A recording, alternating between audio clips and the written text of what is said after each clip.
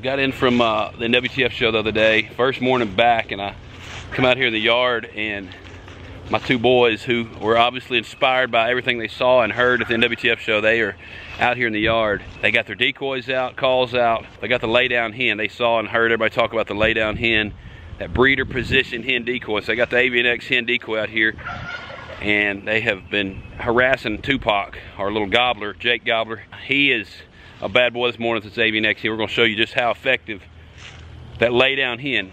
He's a bird that's never had the opportunity to be with a lady. He doesn't have any experience. This is proof positive that it's built into him. God put it in them. They know to breed. When they see that hen laying down and this decoy laying down that breeder position, they know what to do. So you're going to check it out right here. Watch this.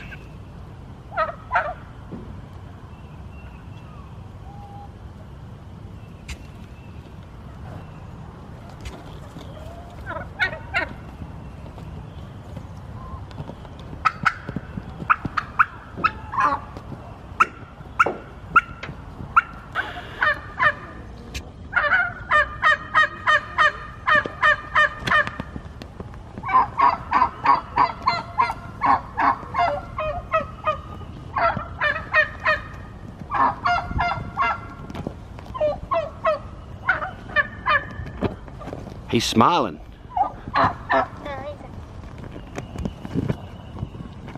He's worn out.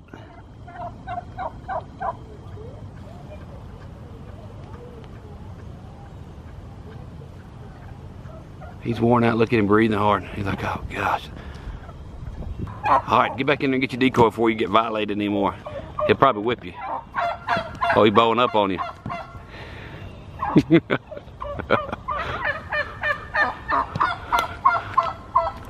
What was that sucker doing, your decoy? He was giving it a self. Giving it a what? He was trying to get a girlfriend out of her. Oh, the birds and the bees.